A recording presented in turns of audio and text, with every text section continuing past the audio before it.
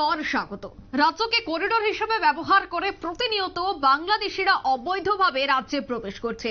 আবারও একই খবর, একই অভিযোগ যে 5 জন বাংলাদেশি নাগরিককে এবার আটক করা হয়েছে, তাও আবার রাজ্যের প্রত্যন্ত এলাকায় তারা গা ঢাকা দিয়ে রয়েছিল। তবে এবার জানা গেছে যে এই 5 জন বাংলাদেশিকে কিন্তু অবশেষে আটক করা হয়েছে সাবরুমের প্রত্যন্ত উপজাতি জনপদ মাগরুম এডিসি ভিলেজ এলাকা থেকে। কাঁটাতারের বেড়া পেরিয়ে ভারতে প্রবেশ করে একই পরিবারের এই 5 জন সদস্য। সাবরুম থানার পুলিশ গোপন খবরের ভিত্তিতেই শুক্রবার সকাল 9:05 নাগাদ সীমান্ত রক্ষী বাহিনী বিএসএফ এর সহযোগিতায় মাগরুম এডিসি ভিলেজ এলাকা থেকে এই 5 বাংলাদেশি অনুপ্রবেশকারীদের আটক করে সাবরুম থানায় নিয়ে আসে।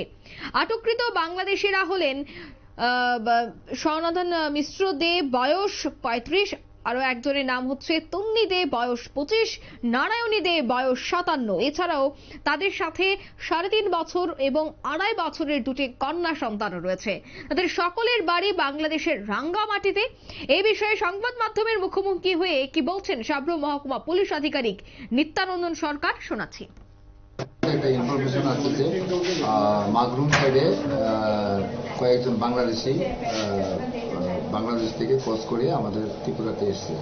তো এই অনুযায়ী আমাদের এখান থেকে পুলিশ যায় এবং ওইখানে যে মাগরুম বিএসএফ ক্যাম্প আছে, বিএসএফ ক্যাম্প তাদেরকেও ইনফরমেশন দেওয়া হয় এবং জয়েন্টলি গিয়ে ওইখান থেকে আমরা 3 জন লোক, একটা জায়গাতে 3 জন লোককে পাই। সঙ্গে 2টা বাচ্চা ছিল, তাদের নাম হলো সনাতন মিশ্র দে বয়স হলো 35, আর তার স্ত্রী কুন্নি দে বয়স 25, আর তার মা হইল নারায়ণী দে বয়স 57, সঙ্গে 2 জন বাচ্চা আছে। তো তাদেরকে আমরা উঠিয়ে আনি, তারা বাংলাদেশ থেকে ক্রস করে ত্রিপুরাতে এসছে। তো এখন আমাদের মানে আইনগত যে পদক্ষেপ আছে এটা আমরা নেব, তাদের বিরুদ্ধে একটি মামলা হবে এবং আমরা কোর্টে পাঠাবো তাদের। Thank you sir. আপনারা শুনলেন পুলিশ আধিকারিকের বক্তব্য। মহিলা সহ 5 জন বাংলাদেশি গ্রেফতার, তারা অবৈধভাবেই ভারতে প্রবেশ করেছে এবং একটি প্রত্যন্ত এলাকা থেকে তাদেরকে আটক করা হয়েছে।